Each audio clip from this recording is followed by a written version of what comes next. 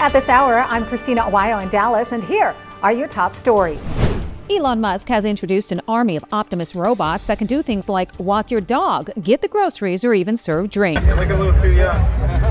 And if you simply need a friend to talk to, the Optimus robot has that covered as well. What's the hardest thing about being a robot?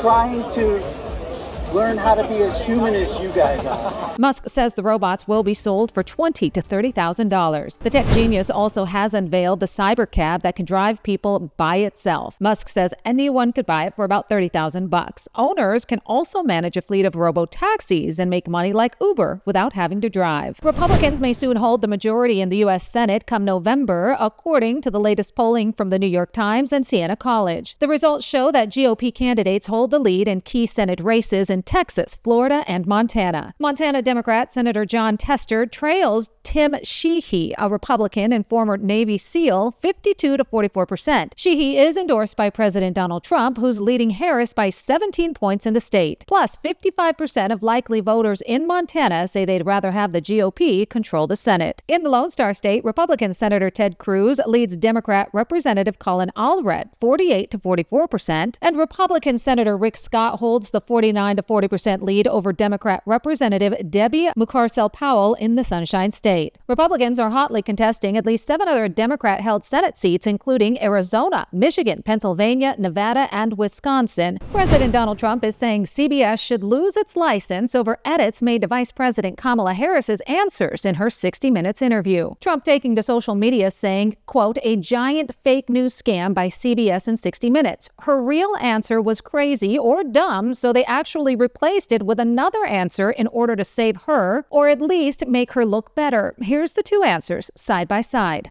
But it seems that Prime Minister Netanyahu is not listening.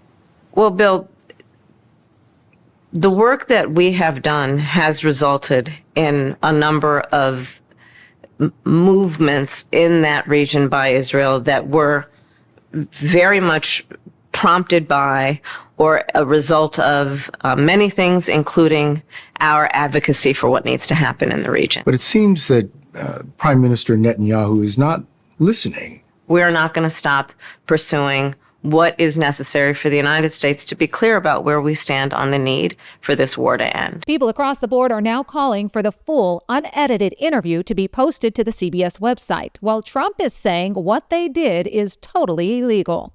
The governor of Michigan, Gretchen Whitmer, is getting trolled on social media after a bizarre video was posted by Liz Plank. Take a look. The liberal podcaster is sitting on her knees as Whitmer places a chip into her mouth and awkwardly stares into the camera. Whitmer, who's wearing a Harris Walls camo hat in the video, is said to be copying a TikTok meme.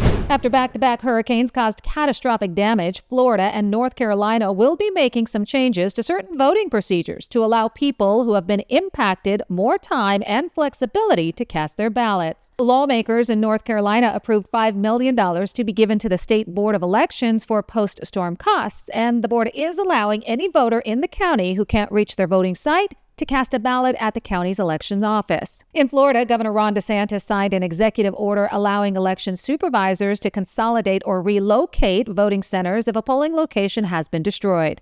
Residents of Florida are waking up to what's left after Hurricane Milton ripped through the state as a Category 3 storm Wednesday night. Video shows crews from the Clearwater Fire Department rescuing people from the flooding on Thursday, along with the Hillsborough County Sheriff's Office, whose aviation section captured District 1 deputies working non-stop to rescue several people trapped in their homes. The winds reached 120 miles an hour, dumping 16 inches of rain in some areas as deadly tornadoes ripped through neighborhoods. At least 9 deaths have been reported, with Governor DeSantis saying they expect that number to rise. The governor now directing crews to work around the clock to continue their response and recovery efforts. First responders jumping into action the moment Hurricane Milton tore through Florida, rescuing anyone they could find. In fact, a Hillsborough County Sheriff Chad Cronister and a deputy on the Marine unit saved a young boy who was floating on a piece of debris in the parking lot outside of a food mart. According to the sheriff's office, the boy is 14 years old, and he was alone. He was rescued in Tampa, about 2 miles from the University of South Florida. Union Pacific's Big Boy number 4014, the world's largest operating steam locomotive, has arrived in Texas.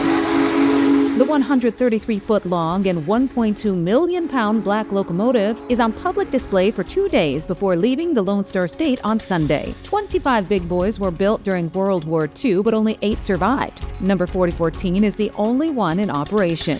That's what you need to know at this hour. In Dallas, Christina Aguayo, Salem News Channel.